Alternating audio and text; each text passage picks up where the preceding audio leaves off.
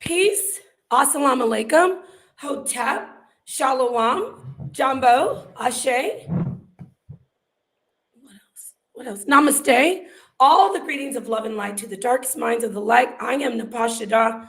How's my connection? Because my Wi-Fi, it looks like it's struggling. Okay, I see. Thank you. All right, guess what, guys? I'm having some holiday fun, and I'm going to still do a sit down with the beautiful cast, my co-hostesses. We have Robin. Dulcinea just walked away, but we're going to just quickly go into introducing ourselves. But first, before we do, we're going to bring on Joe Brown. He doesn't need an introduction. He is the Honorable Judge Joe Brown. He's joining us for our New Year's Eve sit down. Everybody give him a round of applause. Come on, Robin. This man, he deserves the applause. Hi, how are you, Judge Joe Brown? Hello, ladies. Glad to be in the house. The judge in the house. I love it. We're going to have some fun. Okay, this is how we do this, Judge. We go around and we introduce ourselves and we say what we're sipping on because, it's the sip down. So I want to let the ladies and the beautiful audience, peace to you, Anusha. I want you to know that I'm sipping on a very delicious tequila. It's añejo. And it is called Mandala.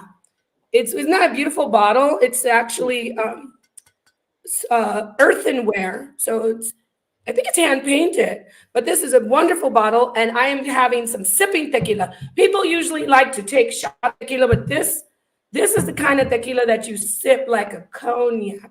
I'm gonna pass it on to Robin, and you're going to go last, Judge Joe Brown, because you're the last but not least, because we need to hear from you what you're drinking, and I think you're going to also show your bottle. But Robin, go ahead and let us know what you're sipping on and introduce yourself.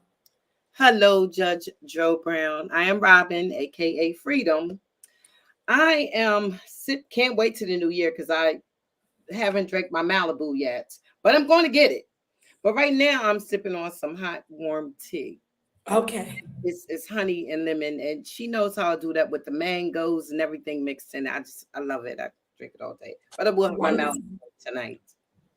She's our designated driver. So what about you, Dulcinea? You ain't gonna let me down. You be drinking the apple bottom. But I am gonna be drinking a little stronger later. But right now I have my blueberry wine. So cheers, Judge Joe Brown. Thank you for coming tonight. And thank you for waiting. So now, without further ado, Judge Joe Brown, let the ladies know, let the world know, what does a man of your stature sip on? Well, right now I have in my possession a bottle of poppies. It's a bourbon, very good bourbon. And the head honcho or honcha is a Michelle Dukes. She's a sister, and it's named after her moonshine producing grandfather from Mississippi. So this is the only bourbon produced in the United States of America by a black woman. So it is very good stuff. It's on the market. You ought to try and get you some. Poppies. PAPI''S. Poppies. Let me take the comment down so we can see it better. Let's see it. Oh, poppies. Oh yeah. Let's if we have any mods out there who can share some information on that. Judge Joe Brown was telling me about this particular bourbon, and I think it's probably going to be great. Especially I'm sure it is because Judge Joe Brown is recommending it, and I'm sure he's a connoisseur of bourbons. Being in Tennessee, yeah, Jack Daniels. Yeah, and it's better than Jack Daniels. It's as good as Knob Creek, Bullitt, Blanton's, Booker's, you name it. It's good stuff. You'll like it if you like bourbon. It's very, very smooth. Wow, beautiful.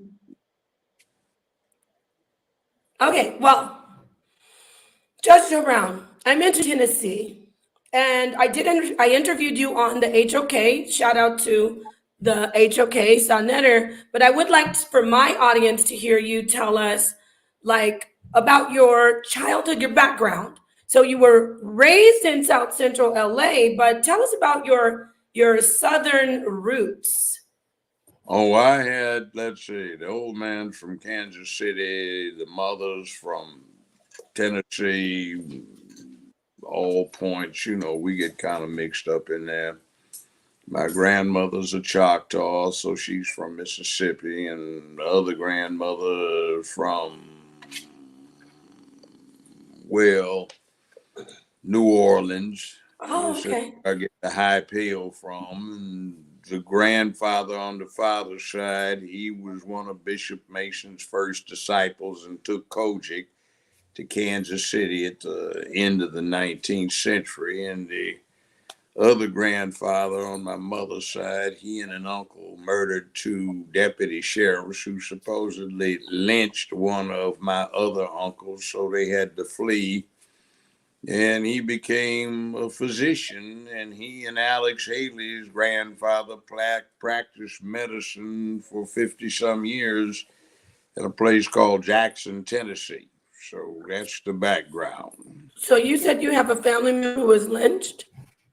An uncle, and my grandfather and another uncle killed the two deputies that they thought were responsible for the lynch mob. So, Oh wow! Well, here's to Kinda. your family member with getting the revenge. well, it's been more than 100 years. Avenging your family is very important. So, as a lawmaker and as a judge, I mean, hearing that from you, do you believe vigilante justice is at times necessary? I don't believe in anything, but I have opinions that are subject to being modified from time to time. Yes. Now, it's what I dealt with for the last half century. Let me just say this. If it doesn't get so egregious that it brings a lot of attention to disturbance of public peace, dignity, and order, it hasn't happened.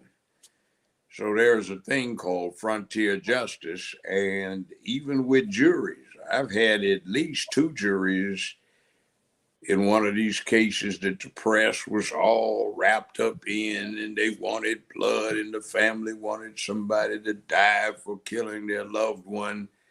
And the chief bailiff said, "Judge, the jury's got a question." I said, "Well, Sergeant, have them write it up. Bring everybody up, defense, prosecution, get the defendant out of lockup. Let's see what we have going."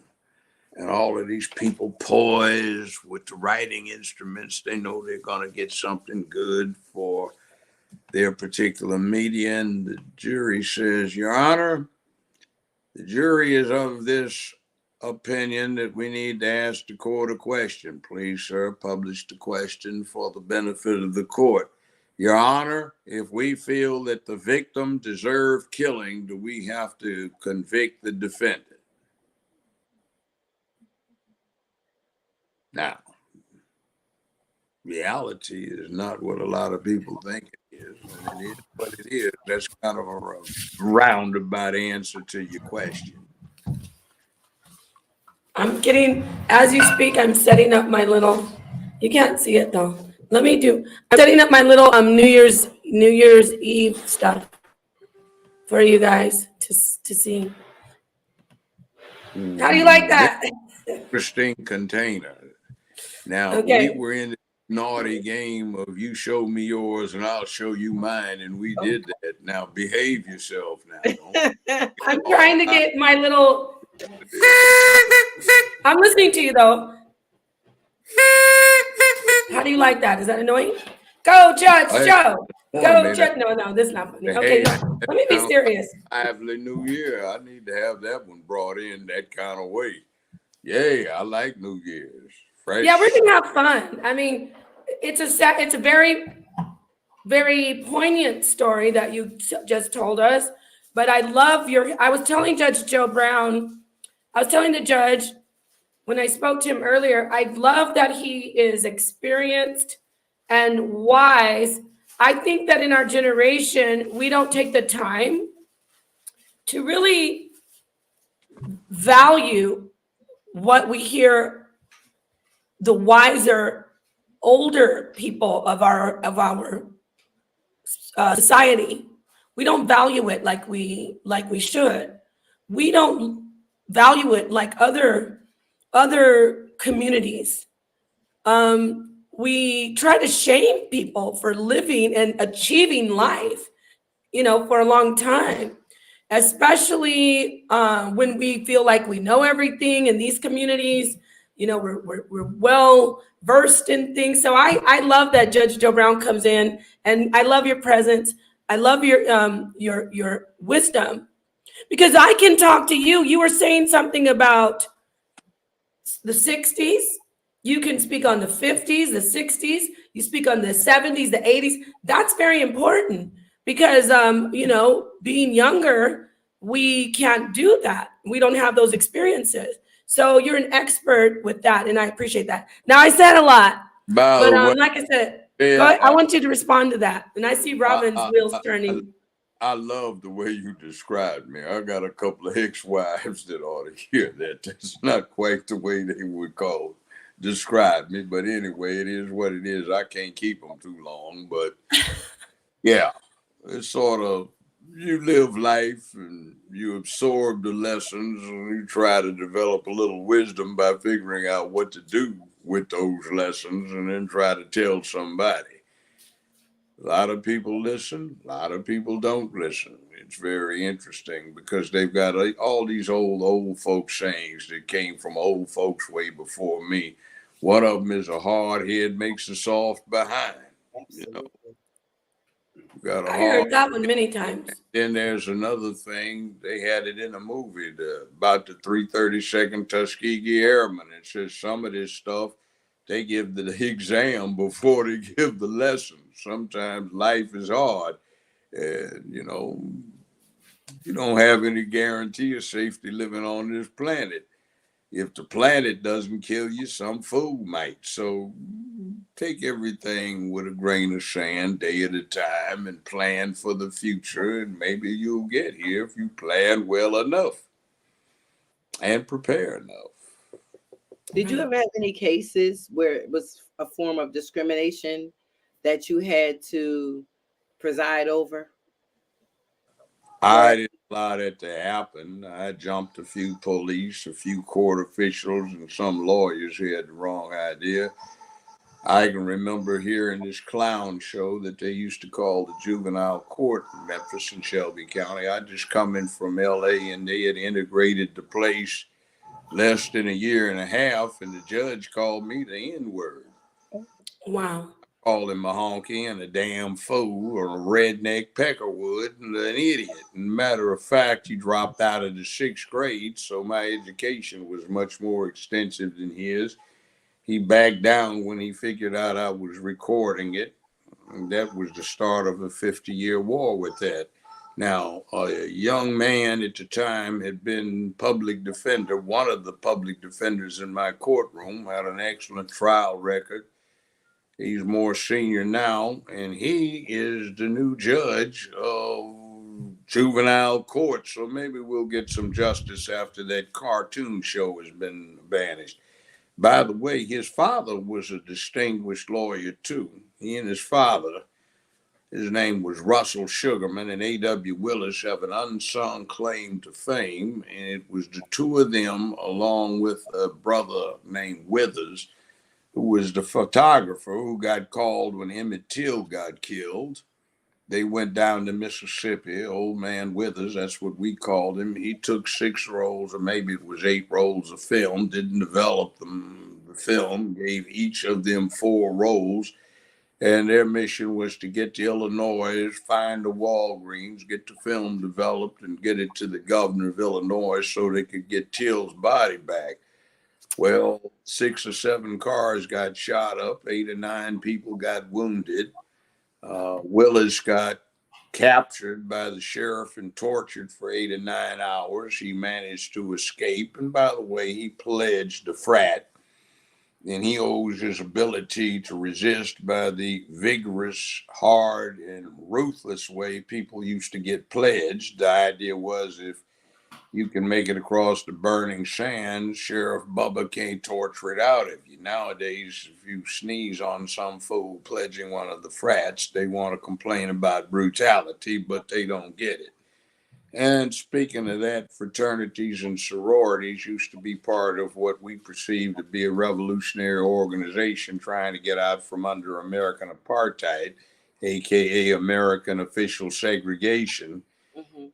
And the idea was to break it up into 4 frats, 4 sororities, so nobody would know everything and you couldn't get everybody. And we were supposed to be masquerading as Black Greek party organizations. Now it is morphed into Black Greek party organizations for real. And they stepped and they stomped the yard and all the other stuff. By the way, I started that. So I look at people stepping and I say, oh, yeah, I remember 1967, the frat games at Cal State LA. They went on for 8 weeks and I was Dean of Pledges and Big Bob Cole was swinging some mighty wood. He was a football player.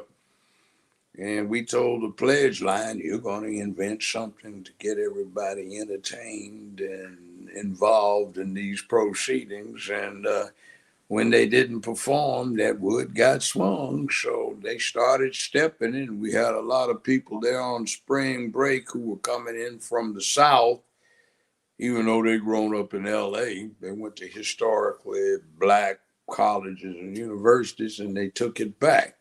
But see, it isn't all about stepping. It used to be about getting free. And that was a task because it's not the same now as it used to be. It's a lot worse then. And in my parents' day, it was a lot worse than I experienced. And like I said, grandfather and uncle, they had to go take revenge for one brother being lynched. That's an uncle of mine. And they had to kill a couple of folk to set the score even. That was kind of weird back then. See, we don't deal with that now. Right. I have a story, Judge. Before I tell my story, I want to read the super chat. Thank you, Mr. Brown.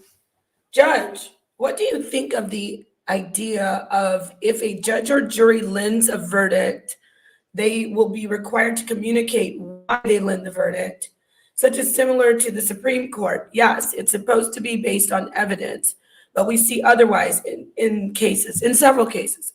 Would you like to address that question? And then I'm going to tell you something about. Well, what I used to do personally was I'd always invite the jury, if they chose to do so, to confer with defense counsel, prosecution, and the court, that's me, after they finished their task, whether they could reach a verdict or not, and explain why. Now, I'll say this. If you take 5 juries, 3 of them are outstanding.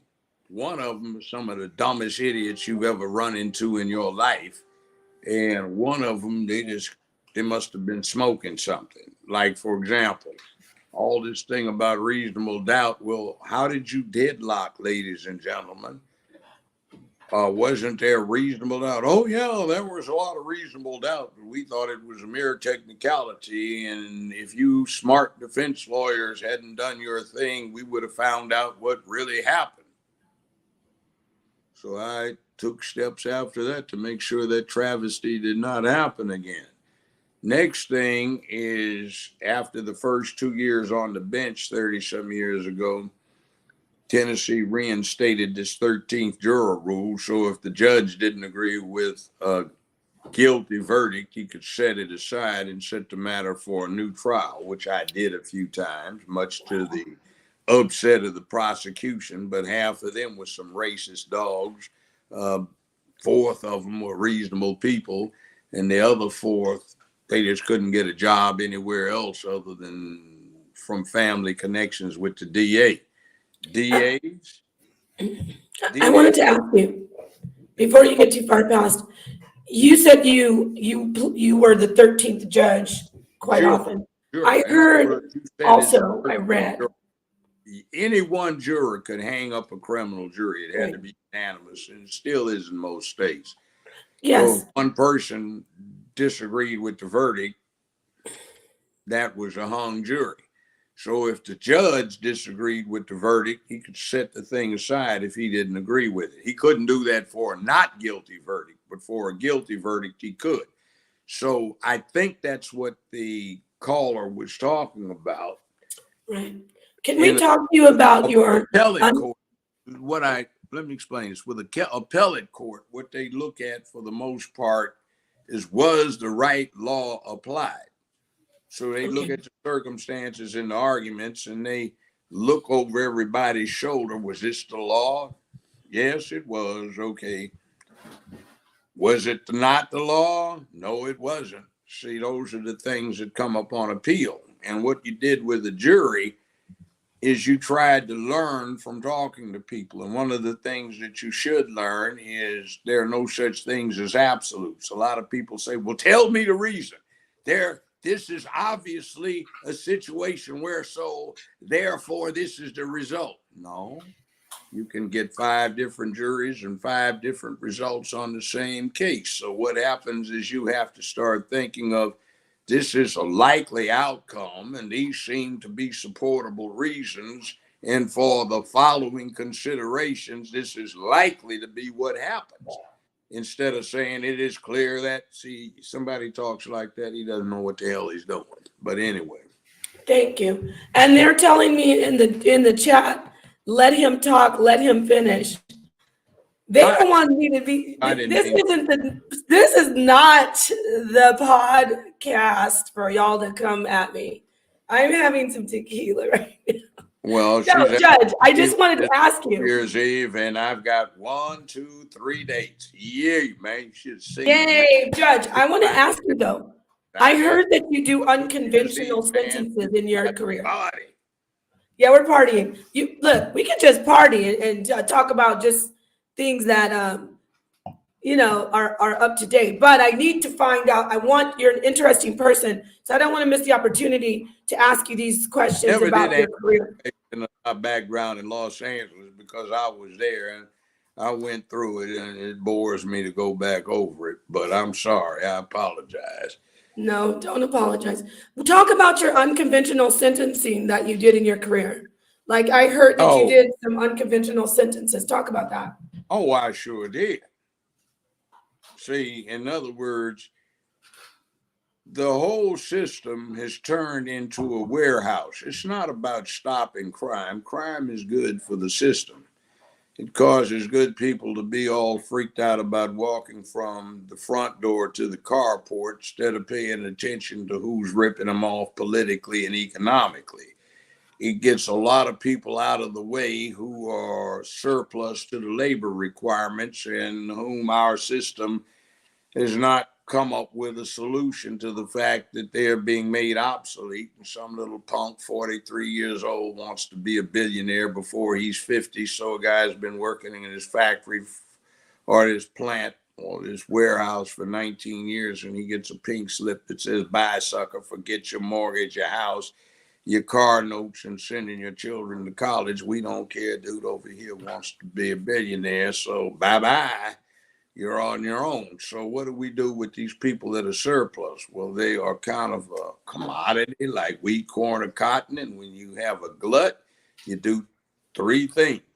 You store the surplus. In this case, we put it in a jail cell instead of a grain silo. It's kind of a people warehouse. You have the government subsidy check, and you cut back production, where you have all of the nonsense that you get through media, social and mainstream, where you drop out, bang out, drug out, develop inappropriate attitudes, outlooks, worldviews. You have no vocational skills, no academic excellence. Your way of carrying yourself, sag bag, wrong kind of hair, acting a damn fool. You got knocked up too early and too many times, and you turn your neighborhood into a chaotic mess, so they can't be involved in a cohesive process of using politics for self-help. And by the time all of this works out, you get your first felony conviction, and then you wind up being in the warehouse, and then somebody makes trillions of dollars feeding you, clothing you, sheltering you, communicating for you, transporting you, and housing you. And it's not like some people say, well, yeah, they want the free labor down in there. No, they don't want free labor. That's just to keep you getting this thing about idle minds, mischief make. They don't want your free labor. They want to stop your labor because the labor market's glutted. But then part of the process of taking you out of the labor market is, yo, man, I ain't flipping no buckets for no damn Mickey D's, man. I got my, ladies take care of me. Two of them got good JOBs. One get a crazy check, and the other one get AFDC. They takes care of me. Well, what you do, young brother? Well, you see, They call those Pookies and Ray Rays. See, what are you doing? Well, that's Obama's term. He copped that from listening to Reverend White up in Chicago. He punked out on that too. And a little rich boy comes into the White House. And by the way, do you know who the richest president in American history was? Today? Yeah, who is the richest person In ever? history? What? In You're America? saying in history? Who's the richest person ever sit in the White House as president? Thomas Jefferson. No, Barack Obama. Wow.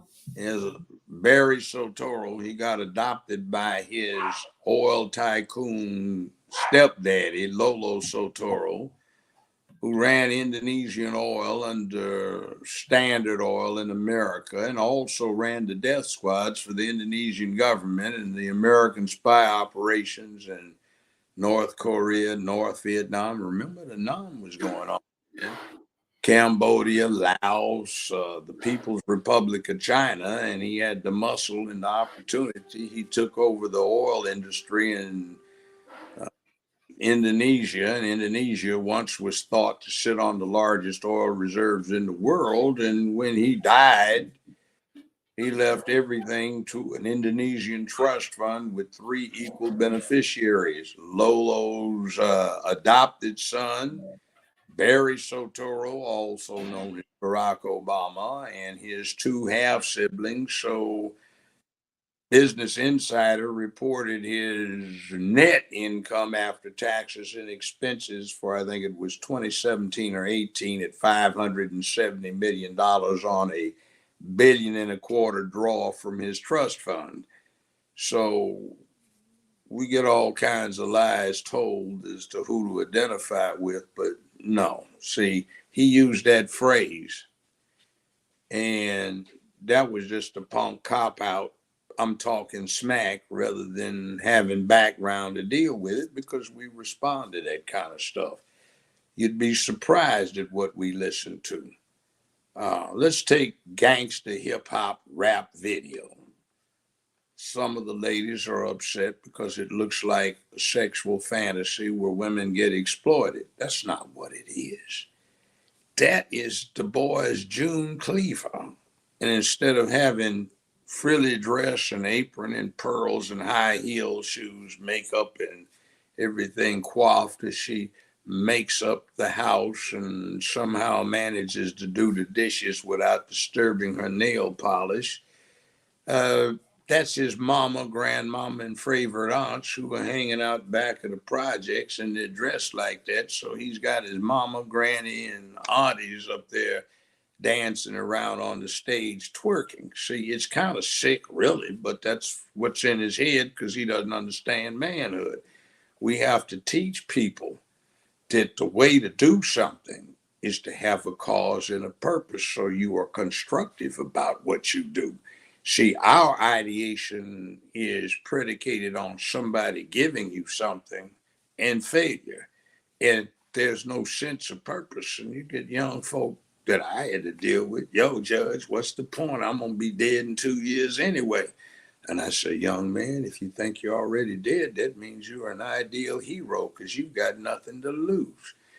And if you don't think there's any daylight at the end of your tunnel, as I said the other day, then you got a clear job where maybe somebody will remember you well, because you can kill off the fire-breathing Gila monsters that are setting fire to the tunnel so the people you're responsible for can get to the end. And in the meanwhile, when you look at yourself in the mirror every morning, you can say, hey, man, you did well yesterday. You were a real man.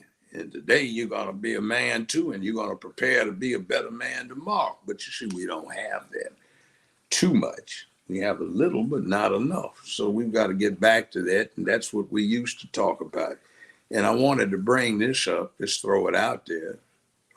55 years ago in the late 60s, James Brown had some lyrics that he got known for. He didn't invent them, but it was just open the door and I'll do it myself. And that was our attitude. We don't want anybody to do a damn thing for us. Just get the hell out the way. We can do it. Now, it seems every conversation I get with anybody 20 years younger than me is when they gonna give it. Like, you expect these folk that have been doing you in for all these hundreds of years to give you something? I mean, this, what are we supposed to do here? Oh my God, poor Chester has been chained up in the backyard in the cold with no love. So for $19 a month, you can save Chester and he can know love and you can scratch his ears or save the polar bear or the tigers or the elephants or whatever. It's Save a Negro, $19 a month. I guess everybody is supposed to be thinking that way, but that's not how it works. You want something, prepare yourself to deal with it and go take it. Don't have to break any law, but if you want it, take it.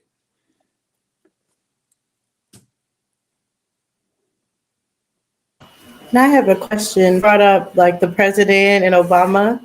Um, for the people who believe in voting and there's this backward forward, whether we should be Democrats, Republicans, or anything like that, what do you say to that debate? And is our power in voting, or should we Well, be seeking as sovereignty in a polarized little bit?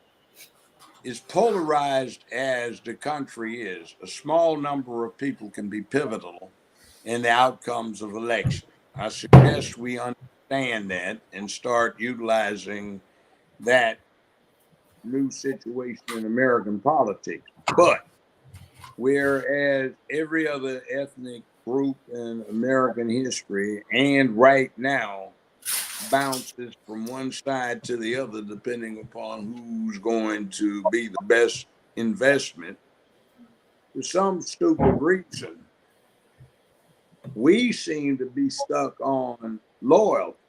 Like, where in the hell did this come from? The dog? You rag your tail when somebody scratches you on your behind or behind the ear? See, this is a political reality that we don't seem to get. When you will always vote for a political party, no matter what they don't do for you, and always vote against the other political party, no matter what they try to do for you, neither one has an incentive to do a damn thing for you because one assumes whatever they do after you get them in office and they do what they do for the people they think count, but not you, they'll still get your vote the next go around because they've convinced you through propaganda that the other side is evil. And if the other side tries to do something for you, you look at it as something wrong, as some trick being pulled off, and they still won't get your vote, so you get nowhere. Now, most other ethnic groups from time to time just say, hell, I even halfway like what they're doing, but let's keep them on their toes. Let's vote for the other guys so they see what it feels like when their well runs dry. And when that happens, then everybody stays on their toes. Well, these guys are very important. We can't let them get aggravated. So let's make sure we do what they want to do. So what do Yes, we please get? drop to the mods. Excuse me, Judge. Please drop Judge Joe Brown's website. It's JJB. Help me out. What is it? There are two of them. But let's do the JJB one for with your 23. information for your campaign. Okay, that's the one, JJB 2023. Send Brown downtown and take back your town. And I promise to make Memphis the mecca for black folk and other fair-minded folk all over America. Geographically, it's located at a point that is bound to be the distribution center for the North American continent from Canada to Mexico. And because of that, if we had somebody in charge, we could be the largest city in America in about 45 to 50 years. So come on in. If you're legal, we invite you to immigrate. At least I do. But we're going to reform the police and put them under civilian control, not civilian review. We're going to use some hydroelectric generators to get hydroelectric power out of the mighty Mississippi. And we're going to use solar electric farms and assemblies and do something with that. We've got Ford and Cadillac making electric cars. They're going to hire 50-some thousand people in 5 years. And that means there'll be a new city of about 250,000 to 500,000 people developed over a 10-year period. A lot of opportunity. Come on in. We can bring all that here. And some things we have where we can bring European trade, not to the East Coast, but straight up the Mississippi to Memphis. There it is there. So this can be a great city, but we've got some small-minded idiots who want some crumbs under the table. Wow, you spoke about trade real quickly. I did some research on NAFTA, but what did Trump do with NAFTA? And then I'll get to that question. But can you talk to us about what the Trump administration, the changes that they made with NAFTA? And I also want to see if you want to talk about the super highway. Let's start with that one. What you're calling a super highway is part of the third round of building on the Eisenhower National Defense Highway Network. He conceived of it in the early 1930s. When he got to be president, he started its implementation. The idea is if the country got invaded, what would happen when we needed to transport things to strategic areas that had tactical advantage. That's why the highways don't always run in an absolute straight line. They run from one geographically strategic location to another. Also, I saw this my first year in college when we had the so-called Watts riots back in 1965, August in LA. The way the freeways, which are an essential part of the interstate highway system, are set up, you can effectively isolate areas of a city, cordon them off, and control them with a very few people. I mean, I remember one time there was an area where hell was going on. LAPD got run out of there, and the National Guard set up a 30 cal Browning M17 on a tripod, and several squad members to back them up, and they controlled 4 miles of freeway down, and nobody could get across or under without their permission. Very efficient way of controlling things. So what we have is some places that need to be expanded. Like, for example, Memphis right now to this date does not have a direct connection by a short pathway to Houston. You have to go down through Mississippi, through New Orleans, and then through New Orleans into Houston. Instead of directly, we can get you directly to Dallas, but not to Houston. Houston's a seaport, and nobody's dealt with that. But you see, we have to optimize this system because right now we've got a lot of people. When I left LA, we were all proud to say we have gotten 1 million people. But then when I went back to do my show, we had a whole lot more people. And what happens, instead of the traffic jam being from 4:30 to 6, traffic jams from 2:30 to 8 o'clock. You say, what are you going to do with all these people? You know all about it. I love it. But real quick, I want to jump in. I'm going to ask this question, but I think we're going to get live in, not that this is beautiful. And I know Judge Joe Brown is here to have some fun, though. He wants to have some fun. We don't want to, make this all about just business. But let me go ahead and ask the brother who did super chat me. He's one of your fans. Mr. Brown, thank you for the $10. He said, we support you here in Tennessee, Judge. What are your thoughts on poly relationships? Oh, we're about to have some fun now, y'all. With the man at the head. He's specifically talking about polygyny, where there's just one I man. know and what he's seven talking women. about. Well, Oh, excuse me. this particular woman that said this to my ex-wife with me listening, very pretty woman. She worked as the publicist for a lot of famous people in the industry, from the Oscars, Emmys, Oprah, you name it. And she told my ex, she said, baby, why don't you share your husband with the rest of us? Said, we can't find a man on our level, so why should we all be trying to cut each other's throats when we could share? You don't want to be bothered with him pestering you all the time. Just pass him around. We'll take up the slack. Meanwhile, you can go shop for a new fur coat. Uh-oh, what did she say? What was Well, her let me response? explain.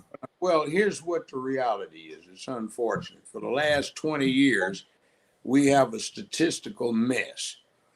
On average, each year for the last 20 years of this century, only 28% of each year's high school graduates in this country are male. On average, only 32% of the college undergrad students are male. And on average, only 36% of the college grad students are male. So that means that as you get through higher levels of education, there are two young women with the same educational level as every one young man in their same group. So that's one guy for two women. Now, on the job market, it's even more ridiculous. Right now, only 44% of the American workforce is male. So if you want a man, what seems to be happening is there's cutthroat competition to see who you're going to get.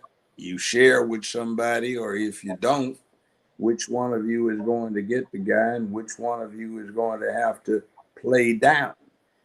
And that was, as she explained it to my now ex-wife, and they argued about it, but I kept it in mind, and I said, that's pretty much where we're going. I mean, this has been happening for some years. Like, baby, what's the matter? Well, I want a divorce. He's not making me have fun anymore. I'm not excited. Wow. All your kids are going to college. You've got 4 cars. You got a 5-bedroom house with a swimming pool. The mortgage is getting paid. I want excitement. So you want a divorce. Oh, well, I get the divorce for him. This has been back in the late 80s. What's the matter now? Well, I got problems, Lawyer Brown. Well, tell me about them. Well, okay, so this guy was providing all of this. You wanted some excitement.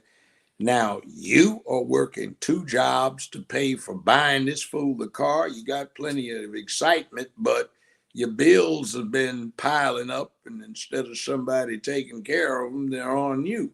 This is what you, wasn't it? Yeah, that's a mistake. I think women are naturally hypergamous, and I think that, and I've seen in my experience that men are polygynists. But before we go too deep into that, because that's a hot topic, I don't know what you guys are doing. I don't know. Y'all need to catch up with me. I'm going to show some of the other tequilas that I have. These are really good tequilas. This one is a single estate tequila ocho. It is made in Mexico, and I believe it is a reposado. I'm going to have some of this next.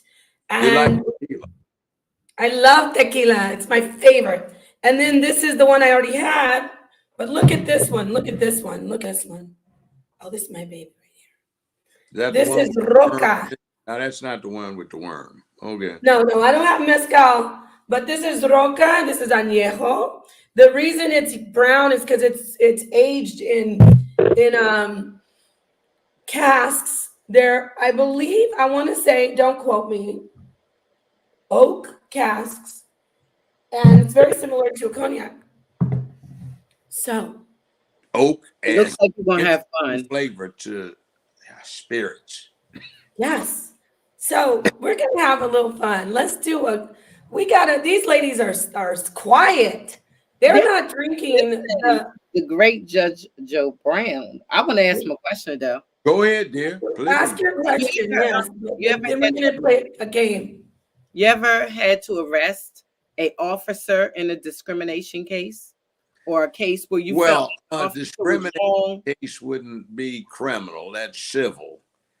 And if I think I know where you're going, yeah, I've had cops on trial for murder, assault, a number of things. Sometimes they got killed, convicted. Sometimes they got acquitted.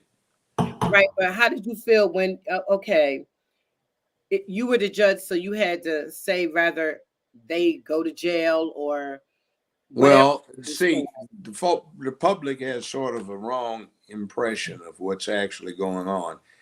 Most states and the federal system have sentencing guidelines, and they kind of tie the judge's hands to an extent. And when you sentence somebody after a conviction, you go down this list and you start adding up the points, and depending upon where the person's coming out on the scale, there are dictated sentences. Now, I pushed back in 1988, I lobbied to get great discretion given to the judge on alternative sentencing. In other words, you use the coercive powers of the court to compel people to develop a work ethic, self respect, having a cause, and being reliable. And oftentimes what the problem turned out to be is the individual had no effective home training, and you had to make up for it. Now, I had various and sundry ways to do that. It worked over this 10-year period that they conducted this study. The statewide recidivism rate, that means that if somebody's convicted of a felony, they'll be back. There was when they'd set the probabilities up, it was 80%. So if somebody got one felony, it was 80% likelihood that he'd be back again. But in my courtroom, it dropped down to just 18% because I understood something very important, which is if you can use the coercive powers you have, like a parent should have, to condition this person as a child before they got to be an adult, you can do that when they become an adult and they become self-regulating and they take a certain pride in what they're doing and they have a cause. So right now, I walk down the street or in a restaurant, people come I'm up, talking Judge, about you police remember officers. me? I'm talking about police I officers. know. And I'm going to get to the cops and they say, Yeah. Judge, you remember me? Yeah. No, I don't. Depending. You gave me some time. Did I give you enough? Now, that's what I got from the defendants. But I also got some cops that I dealt with when they were rookies, not as criminal defendants, but as witnesses. And I would chew some ass. Like, excuse me, turn the record off. What in the hell do you think you're doing coming up in here like that? Sergeant, that was my chief bailiff. He's still with me. I want you to bring Captain down here. This somebody needs some attitude adjustment, etc. And you see, it's the same kind of process because to a somewhat lesser extent, but to an extent, the problem that we have with police right now is they didn't get home training either. Now, the racism is nowhere near what it used to be, but Seriously, we have some, not really. Like it's I said, hidden. first They time I don't just come out heard, and call you nigger, but was they they? mean they don't just come out and call you a nigger or something like or nigga, whatever they something like that. But their actions are still the same. They don't shoot you Don't like call they you a used name. to either. They See, what? they don't shoot you like they used to either. See, And don't. what people get all upset about used to happen every day. In LA, you know, That was like dealing with the German Gestapo or the SS. Fritz, we must ask him for his papers. You have your papers? Hey, man, what you talking Okay. about? You mean like my driver's license? Yes, we wish to see your papers. Man, I ain't got no papers like that, man. Fritz, he does not have his papers. Gotten Hummel. God. Is that your German accent impersonation? So, man, you mean like, hey, man, I find something. Look, I lost many friends of mine got gunned down, and they had 6-shot revolvers, and there's 2 of them, they shoot somebody 21 times, reloaded on him. 21 shots. And shot him some more. Let me tell you, look, I was doing this thing when I was in law school with community service reach out, and we went out to interview this witness, all right? Mm-hmm. And we're talking to him, me and 2 other guys from law school on his front porch. And a friend just drove up in a brand new Oldsmobile Cutlass. He just left the dealer showroom. And he parked it out front, and he came up bragging, and some drunk drives down the street, sideswipes 5 cars, including him, hits a telephone pole, gets out of the car, and collapses drunk across the hood.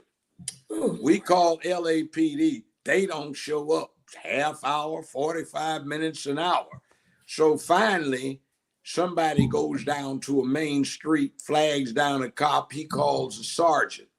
Sergeant comes over there. Finally, there are 2 other cops there. They're riding together. And the sergeant's going, what's the problem? Somebody hit your damn car. What you doing with the car? So the guy said, I just got it off the lot. What are you going to do? The dude is laying on the hood. He said, I don't have time for this. The guy said, well, look at here. What the hell do you think you're doing? He said, look, let me give you a matter of perspective. The sergeant pulls his revolver out, jams it in the guy's left shoulder, and shoots him twice. Bam, bam. He said, now you got something more important to worry about it. Wow. Said, let's go. So he puts his revolver back in his holster and goes on. We couldn't find any cop to prosecute because they'd taken the pictures of the 3 of them out of the book that they have in the precinct identifying the cops. We got all these big time lawyers down there. Oh, you mean these 3? I don't know what happened. And if you can't find them here, then they don't exist. We had one law professor in criminal law who used to volunteer to do stuff in these criminal cases. The cops would park next to his vehicle at the parking meter, and there was no meter within a mile of UCLA's campus at the time that lasted more than an hour. Obviously, it's going to run out before you can get back to it. They'd watch the meter run out, drive to the law school, call for backup, go in there, and the 4 of them would arrest the guy off the stage, hold him for 48 hours, claim they didn't know where he was. The bail on it was $2. They wouldn't even let you put the $2 up. They came in, and there was a brother in there that was helping out with this. They beat him into law school, and we jumped the cops. There was a friend of mine. We used to run a playground at Trinity Avenue Elementary School. 2 of our students, I'm sure you've heard of them. One of them was the late singer Barry White. He was a skinny little 12-year-old when we had him.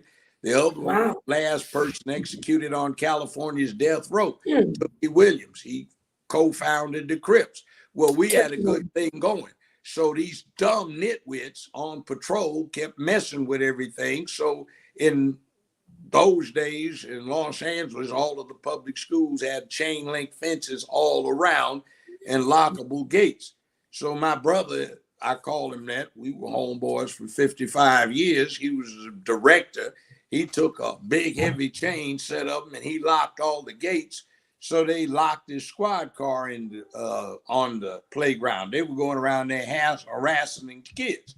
So lieutenant came down there, chewed them out, told them to get the hell out of there. So what they did is 2 days later, they jumped 2 16-year-old volunteers and broke their arms and sent them to the hospital.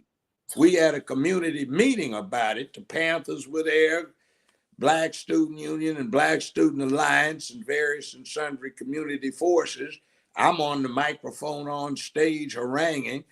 Two of these fools got upset about it. Vance and Cliff, who was a master martial artist, knocked two of them out.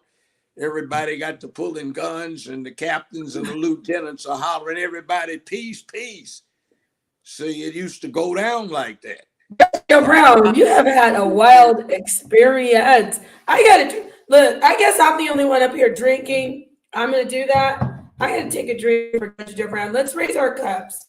I'm gonna drink some of the Roca, y'all. I've been drinking too. Judge Joe Brown. Whoa, Well, I that's have scary. He's definitely been drinking too. Well, we all are drinking. We're grown. We are he's too grown. He drink as much as he wants. Cheers. My wine. Cheers to the new year, and cheers to the elder, the Judge Joe Brown, the honorable. That's Joe Brown. This is a sipping tequila, but y'all moving a little slow. Come on now, it's New Year's. I'm gonna take this to the lady. You know what? If we was up there with us, we'd be drunk. Well, you know, and then another thing, take this. Wait, what did it? I said, if we was in Arizona with you right now, we'd be drunk as a skunk. You wouldn't. Having a ball. You'd be tipsy. You'd be tipsy, my dear. It's hot up in Arizona. Huh? Judge Joe Brown, before we go, I want to light this up. We're almost done with this stream. I don't want to keep you too long because I know you probably have some fun to have. But we're gonna have a little fun. I need to do some campaigning. I want to do some trivia. You know, Judge. Why can't I hear you? Mayor. Is it me? I think the tequila is affecting my hearing. Listen, Judge Joe Brown and everyone, I know that you did daytime television, so I want to do like kind of a trivia kind of talk, not talk show, game show. We're gonna do a game show thing here. Okay, this is how we're gonna do it. I'm making this up right now, and this is how spontaneous I can be. So, Judge, I'm gonna ask you a question, and each of us are gonna answer the question. The first time, peace to Jeremiah Judah. Thank you for that super chat. He said, Judge Joe, we need you to judge our debates. Oh my gosh. Okay, I'm gonna talk to you about that off camera, but wait. Hold on, because we don't have a lot of time. So we're going to ask a question. I'm going to ask Judge Joe. He's going to give us an answer. Then Dulcinea is going to give an answer. And Robin's going to give an answer. And then we need the chat to help us out. The first answer in the chat, okay? Get what I'm saying? The first answer in the chat that matches, you're like, they could rig it. So what? It's a game. I don't care if it's rigged. That matches what we say is going to be, we'll win. So we'll take points. And at the end, we'll see who wins. We'll find out who likes who's the most popular. So here I go. Watch. This is how it goes. So chat, I need you to help out. Ready? So Judge Joe Brown, what is your favorite 80s sitcom? I don't watch, have not watched. Just name one. Name one. I don't watch sitcoms. Okay, name an 80s show. Okay, sitcom. What did I watch? I might have watched a few episodes of Sanford and Son. I knew he was going to say, you heard me say it, I said Sanford and Son. Okay, what about you? What about you, Freedom? Favorite sitcom? Good time. Good times. Okay, make sure I'm getting. Are those 80s? Do I have to still be 80s? Matter. Or I could just probably was. Okay, so you said Good Times and Sanford and Son. Man, the Jeffersons. No, that was all in the plan. That the Jeffersons. Oh, you said anyone? Well, I'll go Cosby Show then. That's okay. Family Matters. So none of us win. Okay, moving on. Okay, so yeah, this is fun. Jeffersons. Judge Joe, most beautiful actress. Come on, brother, you know. Come on. Anytime, you're just the most beautiful actress. Most beautiful woman I ever dealt with. I used to date her for 8 years. Was a singer, Frida Payne. And Okay. I'd stay close with her. Was my last ex-wife. She sure enough was fine. I mean, she left me with a lot less than I had, but it was fun for a while. But Frida Payne is the one that did Band of Gold, Bring the Boys Home. She was our Beyonce for my generation. Okay, Freedom Payne. I'm gonna say Dorothy Dandridge. Go ahead, Freedom. Angela Bassett. Lapita. Okay, look, don't look in the chat, you guys. Okay, so none of us won because the first one was somebody said Esther Roll Oh my goodness. on Esther. Oh, on Esther, my bad. On Esther. Okay, let's see. Okay. You're talking about the sitcom? Anyone, it doesn't matter. All-time actress. Oh, actress. Who is on Yeah. it? Who? They were saying from Sanford and Son, the aunt. Yeah, the one that Most always beautiful woman. Lisa. Well, Lisa's They sister. said Ruby D. None of y'all won. Okay, we all are on zero still. We got to step our game up. Okay, let me ask a question. I won't start with you, Judge. I won't. What? No, I said you said sitcom, not like a pitch, because I said Diane Carroll. Okay. Sitcom. and I thought the question was most beautiful actress. Yes, it was. Singer, I But didn't it's start okay. with beautiful women. But We'll start with Robin this time, Judge. I'll take you off the hook. Robin, name a food that you would love to eat on a romantic date. Oh, what? A food you'd love to eat on a romantic date. Well, I'm pescatarian, so I'm going to say some type of fish. So it's going to be salmon. Salmon. What about you, Dulcinea? Romantic date dish. I'm gonna say a dessert like cheesecake. Cheesecake. What about you, Judge? My date. Dinner, like no, a romantic food, like an aphrodisiac. I just gave you my date. Like, oh, girl, no, I didn't. I'm gonna put this onto my mouth too. You asked. Somebody said just let the show flow. If the show isn't flowing, if you don't think this is flowing, then you must be really nuts. That's what I'm gonna say. So we are letting the show flow. Don't be mad. If you want to hit the link, come on in. I saw somebody hit the link. Somebody said, well, damn. Judge Joe Brown is no scary cat. Okay. We start all on zero. My husband brought me some moonshine. I don't know if you guys can see, but some smoky. I'm gonna go get my Malibu. Ooh, shout out. Go get your Malibu, Robin. Upstairs. Because we're about to close out soon. Go get it. Oh, Silent K said, Judge, you crazy. Judge. Okay, so yeah. All right. So Judge Joe Brown, we'll start with you because you dropped the bomb on us. What is your favorite 80s band?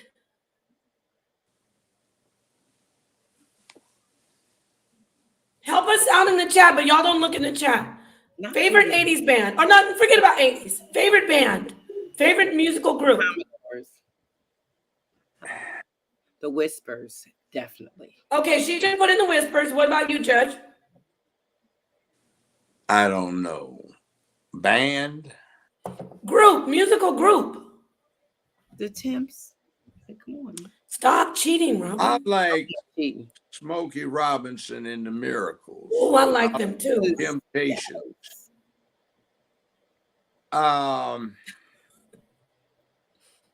We used to dance to the Miracles and to the Temptations when I was in college an awful lot. So yeah, I like one of the Miracles. I think Judge Joe Brown's about to get a point. What about you, Dulcinea? I'm gonna keep it new school, so I'm gonna say the Fugees. Fugees. And me, my favorite band, Jackson 5. Okay. But guess what? Judge Brown, you got it because you said the Temptations. What about the Silvers?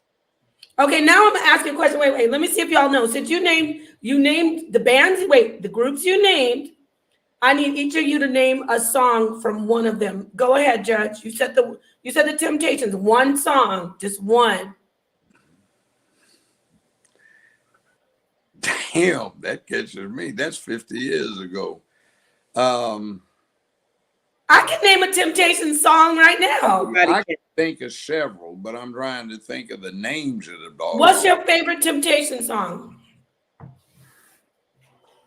Hell, I'll make. I'm gonna tell you which one I like. I wish that it would rain. Oh, I broke my glass. Oh, I like that. I like Just My Imagination. I think that was my favorite. I'm gonna sing it. I'm gonna sing it. You want to hear me sing it? Oh, I knew she Sunshine, blue skies. Please go away. My girl done found another and gone. Wait. With my future. Come on, help me with the words, Judge. I can't sing. Damn, I don't know it. Okay. All right, moving right along. Mine says For the Whispers is This Time. You know what I like by the Whispers? I love, but this is my favorite song in the whole world. Do they sing Rock Steady? And we begin to rock. Mm-hmm. Steady, steady rocking all night long. Anyway, let me stop playing. I gotta close this down before I go crazy. Judge Brown, I would love for you to come back on a. This is a party night, so I don't want to make it too. You dropped so much information for us. I'd love to sit and listen to you. We need to do. I would like to bring you on periodically, just to bring you on and touch base with you with your campaign. I'm here. What can I say? I had a New Year's date with 1, 2, 3 beautiful women, so I'm chilled. You know, I'm feeling good. This is a charming man. I was surrounded by pulchritudinous delight. You know, what can I say? It was fine on this last night of the year. Wow. But come in New Year and everything will be okay as long as we're still cruising around on our way. Now, Judge Brown, can you do your radio voice that you did for us? Oh yeah, when I did this playground at Trinity, we had a low key radio station and I was the DJ. So we did this, sold hot dogs and sodas to raise money for the kids so we could take them to the movies every week. Me and 2 other brothers would have 200 children from 1st to 7th grade, and we keep them absolutely silent. But I do this radio. Mommy, yo, daddy, yo, this is JoJo coming to you on the radio. E to the T, baby, come fly with me up into the ionosphere. We go, have no fear as long as I'm here. The situation is well in hand as long as I walk about their land. I give no slack as I go into my act. But if you could see me, you will note that there is space between the soles of my feet and the planet Earth. I do not tread the ground. I float, I fly. Reach out through your radio, put your favorite body part next to my hand, shoulder, whatever. Verify that my existence is not ethereal. I have become manifest in the flesh as promised and prophesied. This is Joe coming to you through your radio. And you got with me if you want to be what you're going to be. This is JoJo doing the show. Don't hurt us. Don't hurt us. I love it. Your time. That is awesome. You know what? You remind me of, I told you, it reminds me of Wolfman Jack, one of the greatest DJ voices of all time. Wolfman Jack. Oh, I thought you were going to say 2 more hours in the ball. That's amazing. That's amazing. Up in DC. That was hot back in the early 70s. He was hot. Okay, because we're going to party once we left Joe. Once we on party. my Party. I got the songs ready and everything. He coined that turn back. Burn, baby, burn. Burn, baby, burn. Just go inferno. Burn, baby, burn this mother. I am not shy. Okay. Before that song came out, he would say, "This is Montague the Magnificent." This was in Los Angeles. 4 more bars, for South Central, 4 more bars for Compton, and he'd replay 4 more bars of the song. And then before the riot happened, he was going, burn, baby, burn. And on the first day, he said, brother, maybe I don't need to say this, you know, consider what's going to happen, but it is what it is. We had one we used to like. A theme song of mine was Road Runner, and then the other one was Function at the Junction, and another one was Wait Till the Midnight Hour. Okay, guys, I want to say peace to the darkest minds of the light. Judge Joe Brown, I will keep in touch with you. We would love to bring you on. We can't forget to shout out the lovely Dana, the real Dana. You can find Judge Joe Brown sparring and loving his co-host, his partner. We're good friends. We always we talk 3 or 4 hours a night off the air. But by the way, got 2 other things aside from JJB2023.com. That's the service I do. I also sell sauce, and it's spreading around the country. You can order that. Drop the link. JJB Barbecue. BBQ, JJBBBQ.com, and order yourself one. It's been winning taste test, and I'd suggest. I'm going to order a case, and I'm going to eat it on my broccoli. But anyway, with all that, with that said, Judge Joe Brown, we will be talking to you again soon. I mean it. I'll bring you back. We have other shows to do. Would you please close out? Let the people know about your campaign. Mont, drop his information, and then we're gonna just end the stream and let you. Happy New Year, everybody! Let's just one more toast. Come on, y'all. Don't be shy.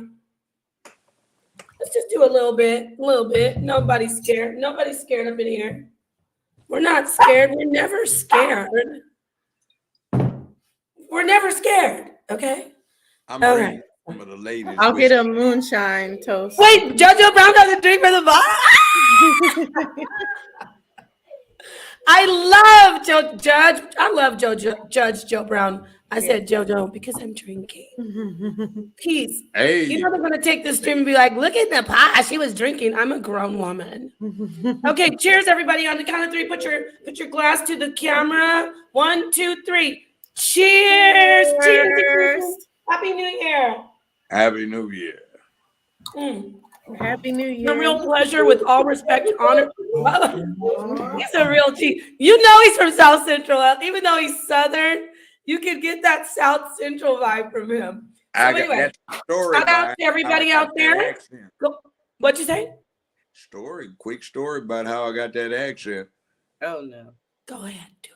Hey, man, we got Judge Lawyer Brown, man. What am I going to do, man? I got this case, brother. Did you pay the retainer? Yeah, well, go sit out there. Dial. Mr. Williams, this here, Lawyer Brown, we got this boy sitting up here in my office. You know, he come from a good family. They've been the kind you kind of want around yours, you know, since before the Great Northern Invasion, and he kind of went astray. Well, Lawyer Brown, if I'd had any information that this young man was from a good family, I never would have made such a fuss. Yes, sir, Mr. Williams, that's what I'm trying to get across here. Well, Lawyer Brown, if you drop me a line memorializing this conversation, I'll make it go away. Well, yes, sir, you sound like a good Southern gentleman, so we got to do a few holes out there, at least 9 sometimes, so if you don't mind. Lawyer Brown, that's fine. We can do that. Well, I'll get that right now. I'll be dictating to my secretary. Thank you, sir. That's so good for you to do this for these folk. They really need some help sometimes to keep from going astray. Come on in there, man. I took care of it. What you do, man? Don't worry about it. I took care of it. See how you do that? And that's how Judge Joe lost his South Central accent. He went from speaking like a, like Snoop Dogg to speaking like Boss Hogg. And with that said, peace to the darkest minds of the light. You're just tuning out of a sit down. Salam alaikum, hotep, namaste, jumbo. Ashe, all the greetings of love and light to the darkest minds of the light. Peace to Dulcinea's husband and her cute baby. Shalom.